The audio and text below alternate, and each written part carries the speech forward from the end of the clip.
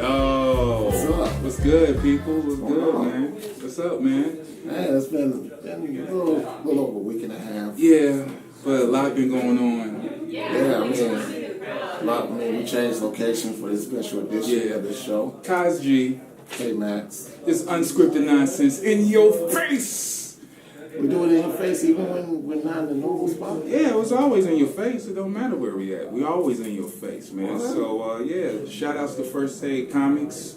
Shout out to Sam, And shout out to Sam, First Aid Comics, for the great hospitality, having us here to do this great episode of Unscripted Nonsense. Support your local comic book store. Support your local You can comic read book things stores. digitally, or if you have no electricity. Or if you just want to read in the park, the battery dead. You can light a candle and still read a book, though. You know what I mean? The electricity out, just light the candle.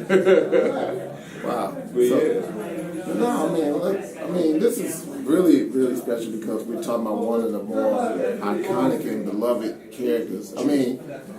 Over history, generation of kids and adults alike love this guy. Yeah. And swinging through your neighborhood and saving people from ground level to astronomical space missions. You know what I mean? Fans love him. He's a funny guy, pretty comical. Very comical. We talk about no other than Peter Parker, aka Spider-Man. What's up, y'all? Spidey. We up in here. Web Slinger, Friendly Neighborhood Spider-Man, the Amazing Spider-Man, And a Spectacular Friendly Spider-Man. Neighborhood comic book store. And a Friendly Neighborhood comic book store. Support those. Always support the Friendly Neighborhood comic book store. They have us in here. We in here clowning, so boom. Look at it. Look what we're surrounded. All this awesome and great Art, stories, tales. We love it, man. So that's why we're here. Good thing to say in a family center, because this is to you, Bill Maher. That's enough for Bill Maher's speech. We don't promote him on the show no more. But yeah, man. So yeah, we here. We're going to talk about this great Spider-Man anniversary that's coming up. In addition to the movie that's coming out next week or so. It comes out this Friday, actually. Yeah, this Friday, man. So it's Spider-Man Homecoming. Essentially, it's been something that fans been wanting for a while. Albeit late out there. I'm a fan of having diversity in the story because it's like the deployment of movies, different storylines, certain material that some studios would tackle that others wouldn't even dare touch. So when this whole thing, when they made the deal with Sony and Marvel, we were like, okay, so what can we expect? Because after the episode, after Amazing Spider-Man 2. I was gonna say after Marvel introduced the new Spider-Man after that. Okay. Alright. Because despite, Amazing Spider-Man 2 being a financial success and Amazing Spider-Man being a really good movie. There's no Spider. I love that Andrew Garfield as Spider-Man. I don't like part 2 with him.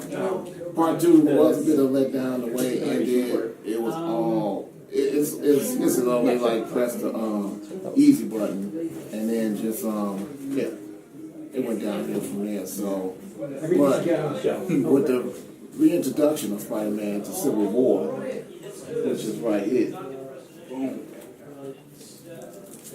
So these are not. He is a part of Civil War. They didn't just do it just for studios to make money. You can actually definitely read up on that, which I highly recommend. Well, Spider-Man was actually an Avenger, and he was thoroughly into their timelines, into their stories. He's always appearing, even if you have a big role, small role. Spider-Man he comes in there. There's a funny clip that I saw. He was in Wakanda, and he was getting his hair braided. And T'Challa walked in like, oh wow, what am I? And he's like, it's not what you think it is. He's like, you're getting your hair braided. He's like, yeah, it is what you think it is. Like, it's hilarious. So, that's why it's highly recommended. If you do enjoy the movies, you should just venture off into reading the story because you'll be amazed at the dearth and the detail and the background stories that a lot of characters have and interact. Because on paper, X-Men and everyone are still working together. Fantastic Four, they're not really back, but I mean, in the older Some issues, elements, right? In the older issues, Reed is still lurking around. yeah. So Things still lurking. Things are all making sense. So we highly recommend reading the stories and getting more and deeper into it. I mean, it gets more character development, more motivations as to what make the bad guy, or are they really the bad guy? Right. Because let's get into it. Spider-Man: Homecoming. Was the bad guy really the bad guy? I got that order. Because it's a couple of not rhetorical statements, but it was a circular, pretty much irony in the movie, where the hero thought he was doing the right thing and then called out the bad guy, but then in turn the question was thrown back: who is really the bad guy? Who is the bad guy? And that always seems like a moral question that we have in here lately once we decipher all these stories and tales of who's really the bad guy. Because, you was actually jeering for the Vulture harder than Spider-Man during the screening. I felt for the guy, and then it's awesome the way they show. So if everybody was wondering, like, where's Spider-Man? Don't worry. Not only do you get a nice surprise during the logo opening of Spider-Man, which is completely awesome, but they even give a backstory as far as explaining. They tied it back to Avengers. Yeah. They tied it back to that timeline and then moved it forward. And so they explain everything. Very little exposition. Don't worry, it's not long and drawn out. No, but it's very into the movie, It's concise. and it's concise, and it's paced out perfectly. Yep. And it still captures the essence of Peter Parker. I mean, like, if you know what Peter Parker does on his spare time, he like to capture images. So it still kept It's that the photography. essence. Yeah, it's the photography. So keep that essence. Even though he's younger, he's still there trying to capture everything. So you'll see it. It's dope. It's really dope. Yeah, it's really dope. And Michael Keaton nailed it as Vulture. Yes, he did. I mean, the guy went from playing Birdman to playing Vulture. Instantly. It's like a smooth transition. It's not exactly like this right here. It's definitely mech, but it's worth. But the costume design was dope, and that was the thing I didn't like about the original Spider-Man with Green Goblin. I hated that costume design. Spider-Man, I don't like this. We didn't have the technology. Here you go. We didn't have the technology to move the actual lips, so I got in my head when I talk like this. Yeah, I didn't like the design for that, but the design for Vulture was. I did like William Dafoe's Goblin though. Oh yeah, I liked him. Yeah, William Dafoe is a dope actor, no doubt. But I just didn't like the design. I was like, ugh, it made me cringe. Spider-Man, if my head moved like this, you hear my voice. Right. Yeah, it's real.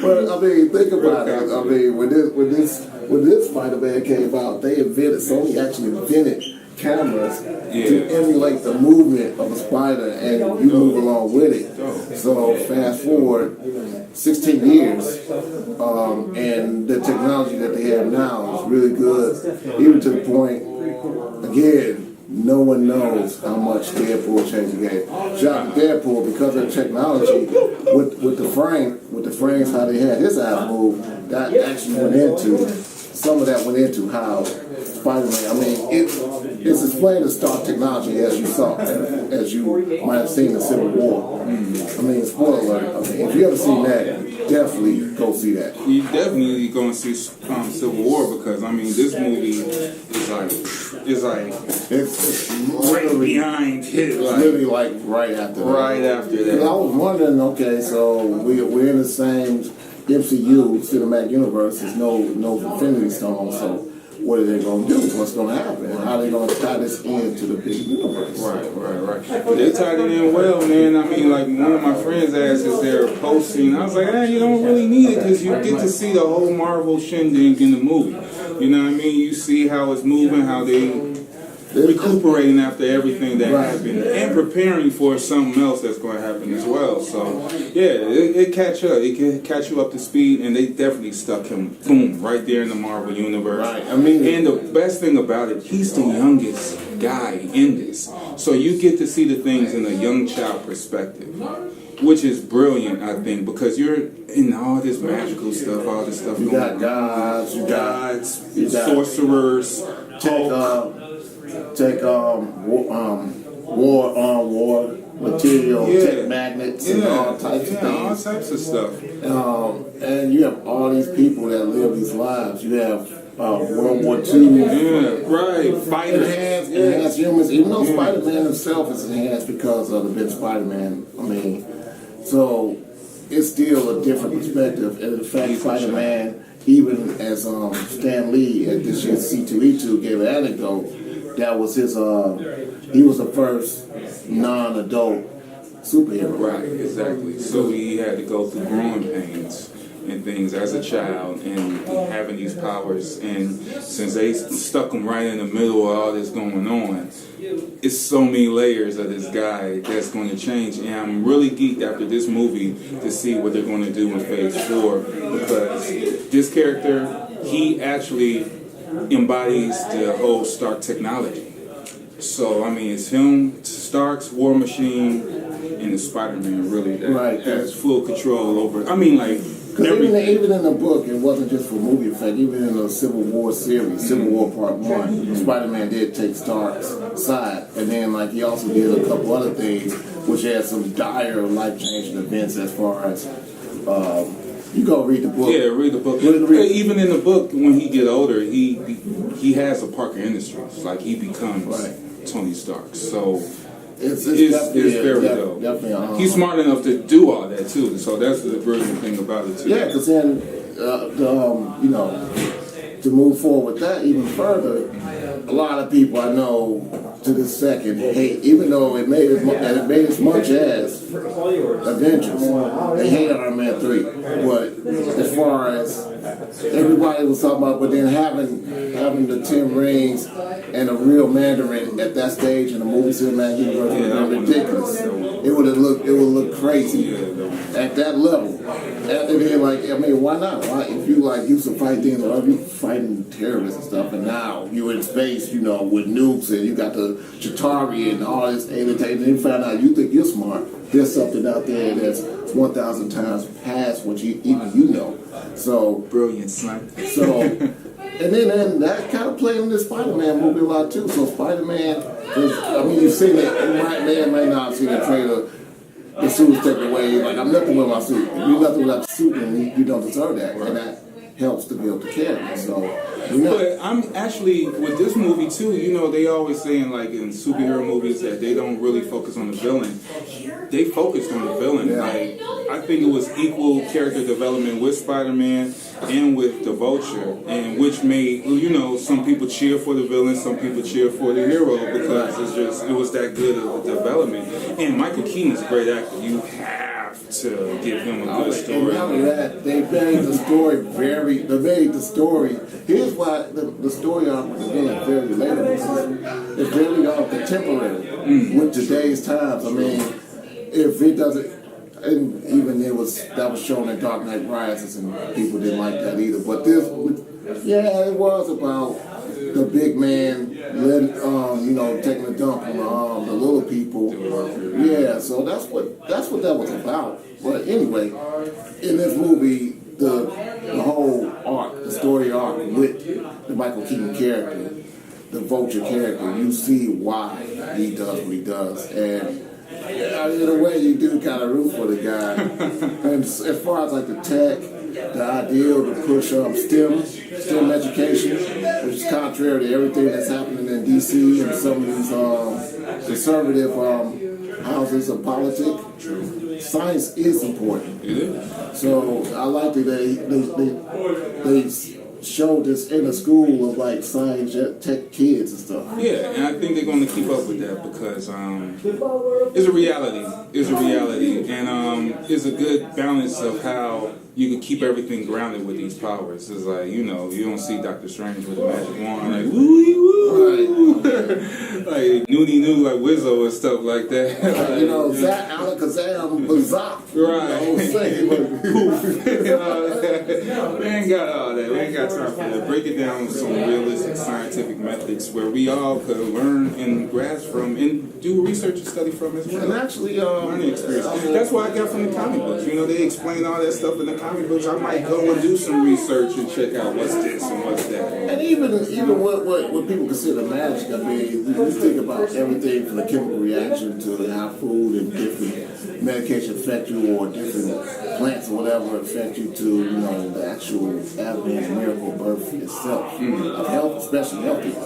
So, I mean, the quantum mechanics and everything that go into that is not all completely magic. Do we understand everything? But think about it, we start talking about auras, chakras, and all that. Everything that was denounced in Stephen Strange character, but you gotta look at it from a different point of view. It's how you open your mind, and you know, anything can be read up on, and no, it's not trying to, you know, subscribe to like ideology or religion, you know, worship. No, It's just you'd be amazed. Enhancing your consciousness. You know, you gain information from anything, and it's what you use with it and what you take home with it. So, you know, we just here to enlighten you. That's all. We're not here to bash anything on your head or bash any beliefs on your head. Watch American Gods. You'll learn about belief very strong if you watch that. That's a side note. That's another episode. Yeah. I need to catch up on that. So, I mean, just this whole Spider-Man thing, Stan Lee, Steve Ditko was the artist. He appeared in Amazing Fantasy number 15, August 1962. So this year will mark the 55th year of Spider-Man. So it's been 55 years of Spider-Man. He actually, something I didn't know at first, he appeared in Electric Company as Amazing Spider Super Story by Danny Segan, 74 to 75. Okay, cool. All right, cool. I remember when children's programming used to be good. Like, no, Spider Sprout, because they teach your kids multiple languages, and they're in their toddler age stages. Your child should be watching that. Multilingual STEM education. So, I mean, but then, you know, Spider-Man is grown. You have like Friendly Neighborhood Spider-Man, which is, where we have one? Yeah, this one right here. Friendly Neighborhood Spider-Man right here. And then you have the Amazing Spider-Man, which in this movie they took cues from the costume design. Oh, yeah. As you can see, the webbing on the side and stuff. So, I mean, it's sort of like a bit of premature early Avengers. Hope give him a hug. I don't know if that's a hug. He's showing man love to Spidey right there. Their buddy, sick away that baby car seats. Yeah, so, and this is the comic book version of Shocker. Yeah, Shocker. He's nowhere near this in the movie. Shout out to Bokeem. Straplin Bokeem. And I like Logan Marshall, who played in the Prometheus movie, and he played in one of the few watchable produced M. Night Shyamalan movies, Devil. So I like him as an actor, and yeah, so it's a nice little Shocker art. Yeah. There's a lot of science, a lot of tech. Yeah. And alien tech. Hey, whoever tech is tech. So yeah, so STEM, if you don't know, is science, technology, engineering, math, which will help us out a lot more, because apparently a lot of the things that's in place now is not helping us that much. So a lot more education, a lot more forward thinking as far as solving real problems that everyone faces. Definitely go see Spider-Man Homecoming coming out this Friday, July 7th. And this is a non-spoiler review. Just give you insight. So go and see it. You will not be let down. I was entertained from start to finish. Good pacing in the movie, and it jumps right into it. It don't give you any like breather. It jumps right into these characters and what's going on in this movie. And yeah, it's very paced well. It's very exciting, and it's dope. It's dope. I really like it. I mean, right now nothing's stopping. And it's not overshadowed. Tony Stark's not overshadowed. No, he's not in there. You know what I mean? No, stay for the 2 post-credit scenes. Yeah, stay for the 2 post-credit scenes. So, it's worthwhile. Because like I've heard something about Craven, and then I have to go back and think about it. But if you can see it in the Icon X IMAX screen, so yeah, so it's I'm I'm super excited about this movie, and there's just more coming. It's just continuous series. People are trying to naysay. I mean, some said host on HBO, and the other people are saying like, "Oh, comic movies this," but then some of these stories are really good. I mean, and the proof is in the pudding. The fact that these are being very successful stories that people are flocking to multiple times. It's Spider-Man: Homecoming is definitely one for the books. It's definitely one for the books. So I mean, moving on real quickly. It's been a lot of drama with the Star Wars series. Yeah, what's up with these guys? I love the Star Wars series. What's wrong with these dudes, man? What's wrong with the wars, man? Well, I mean, What's wrong with the Jedi? after Get it together, Jedi Knights.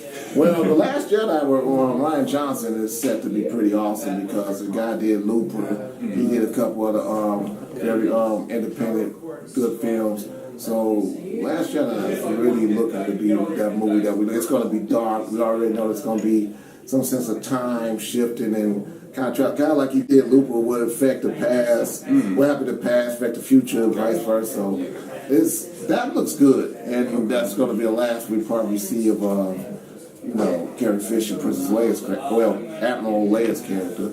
Rest in peace. So, but now that's not the problem. The issue is the Han Solo story. What's going on? What's going on with these guys, man? I mean, Kathleen Kennedy and Lawrence Kasdan.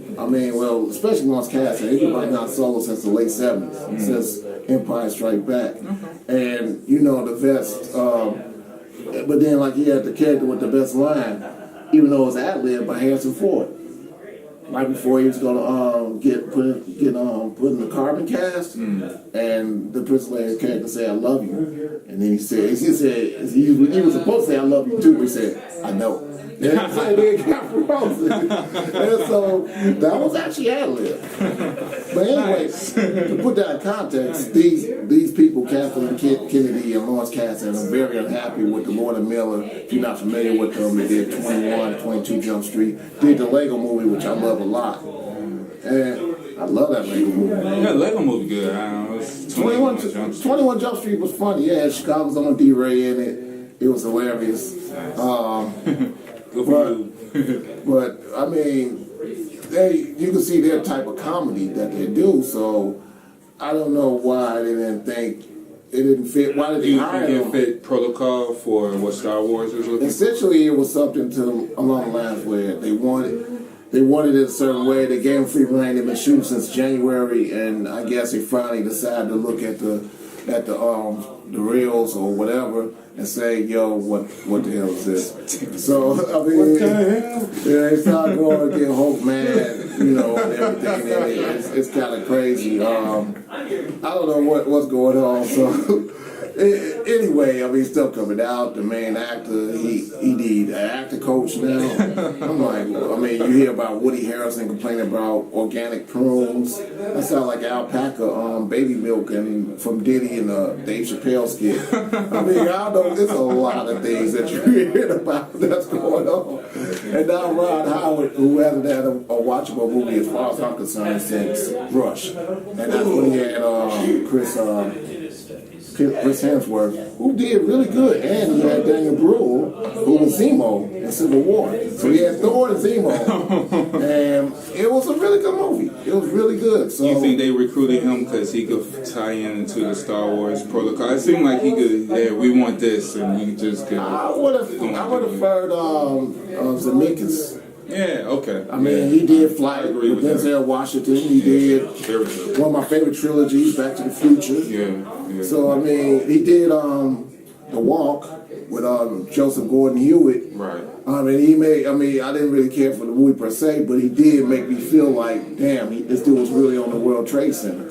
So, true. I mean, that's a guy that had the visual. He could bring the drama. I'd rather have Robert Zemeckis, but I mean, Ron Howard, I guess he could play ball, and J.J. Abrams was able to do stuff, and we bring back the whole franchise, and then everyone complained about this, and you could get up on that. They got the whole anthology right here. And this is at First Aid Comics, by the way. Shout out to Sam and James, man. They got all the good stuff, all the good reading material for you, man. You come to the store and I mean, this is the real deal. This the real deal. This air all the issues, bro. Yeah. All the issues. So if you're curious about the Lucasfilm Disney venture, there it is, compiled for you in some nice hardcover copies. So right now, also, one last thing I want to mention about Han Solo movie is that it's slated to come out May 25th, 2018, which I think is a terrible date.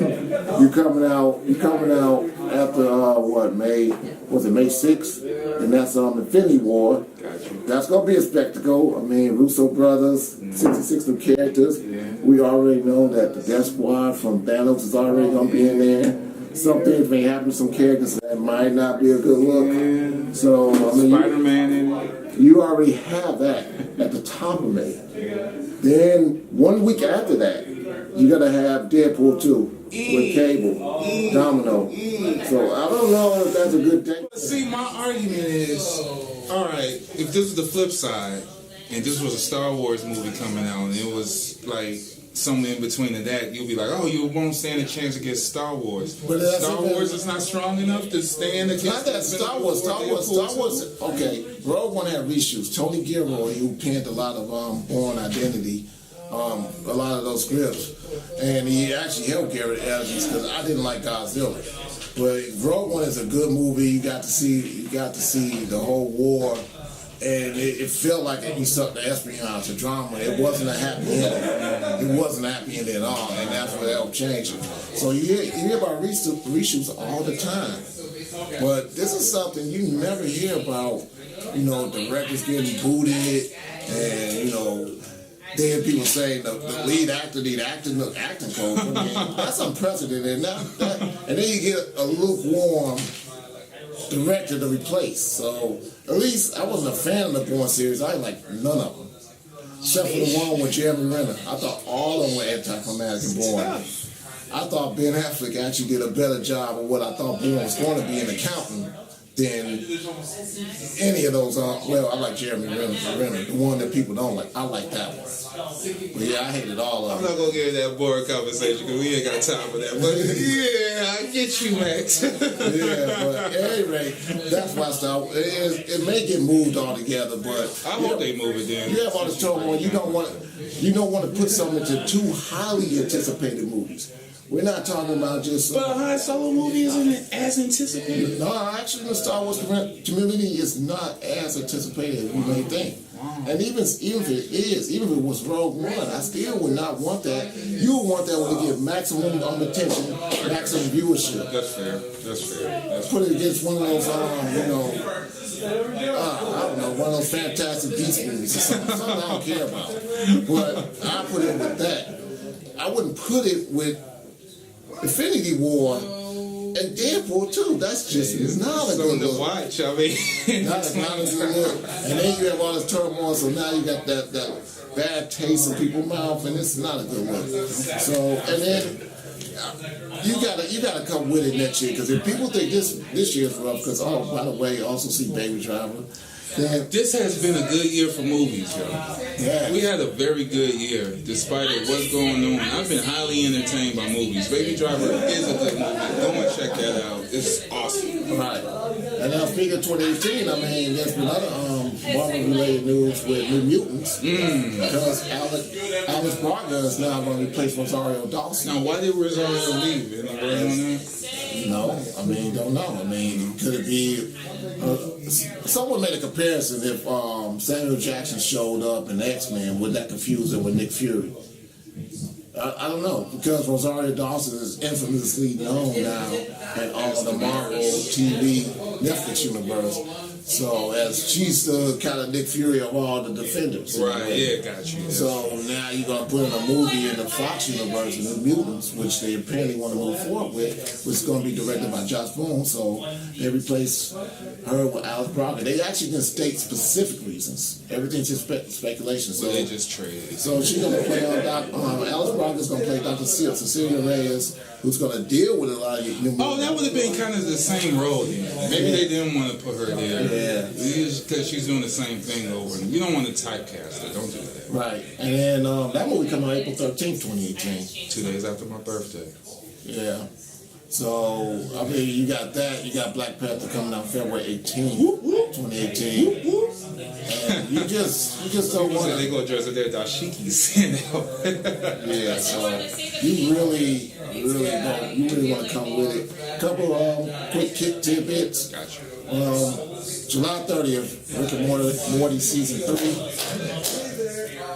Can't wait. The trailer's out. You go to Adult Swim or just go to YouTube and Google. It's going to be super dark. I mean, if you thought the first 8, I think this is gonna be the best season ever, man. Just from the build up and watching that little preview they leaked that one time. This just came out Thursday, so this is a new trailer that came out, and they're showing some scenes. It's ultra violent, and this is also where they want to go with Deadpool anime series sometime next year that Donald Glover been a part of. Really? So they want to go there? They're gonna go all the way there with Deadpool anime. Yeah. Okay. Yeah. So that's July 30th. Look out for Rick and Morty. You'll hear from us before then. Actually, Donald Glover was in Spider-Man as well. Right.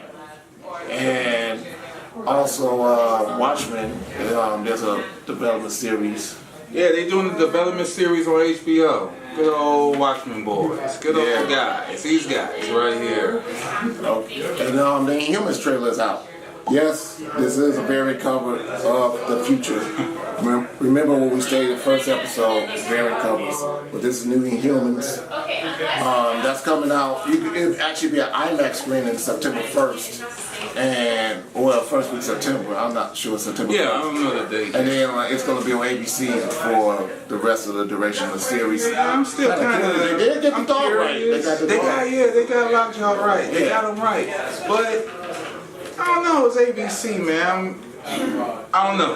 Network TV versus like Netflix is a big drastic They difference. could have put Cloak and Dagger on ABC. Yeah, I think they should have put Cloak and Dagger on ABC and put Inhumans on Netflix. But then, expect season 2 and 3 of Daredevil, season 2 of Luke Cage and Jessica Jones next year. Defenders coming out August 18th. Also, there was a trailer of that's Death Note. Yeah, I saw that. Yeah, it looks pretty cool. I think that would have served better as a series versus a movie, but yeah, I would prefer a series, but even for the fact that it is Americanized, it still look entertaining. And there go Willem Dafoe. I went, hey, man, that's cute. so pretty much nice little rap, man. Yeah, I want to thank everyone for tuning in. Those who subscribe, those who listen to past episodes, definitely hit the like button. Definitely subscribe. Definitely share it. Spread it around with your Comments, do everything. Yeah, do everything. We're grown men and We can take the all that hits. cyber thugging and cyber bullying. We leave that to Captain Northface in DC. So we leave it to that clown. But no, we really appreciate everything, and we hope that you enjoy the episode. There'll be more to come. For sure. Shout out to Super shout out to First Aid Comics. Sam. And James holding it down, letting us in here, letting us do our thing up in here. And we got many more episodes and collaborations with First Aid Comics to come. So There's a lot of things that go wrong with this city, but we highly recommend we do support this. Be some superhero, encourage the kid to read. Don't just dismiss comic books as some silly fodder. There's a lot to be gained. It could stir their imagination, and it could encourage them to want to be going to be a colorist, an artist, go into science, sports based. Think differently about social issues that affect the day lives of people. So, man, we can't say it enough. I really appreciate Sam and James for letting us use their space. And yeah, we would like to really be back again. As you can see, we have beautiful surroundings. And yeah, I mean, they was just gaming upstairs, you know what I mean? Playing their little magic. Spider-Man, as far as this right here, it goes back to the Echo days. This was a project that Echo did with Marvel.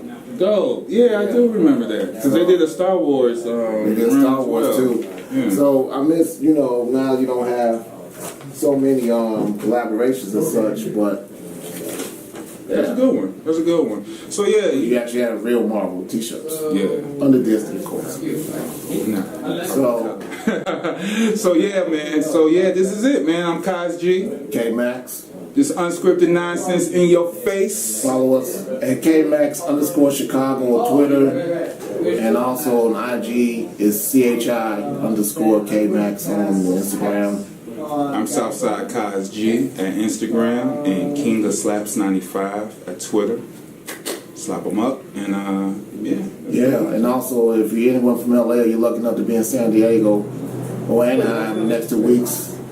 2 weeks from to this weekend, you have D23. That's Marvel, Pixar, and Star Wars. That's in Anaheim, California. And then the week after that, you have Comic-Con in San Diego.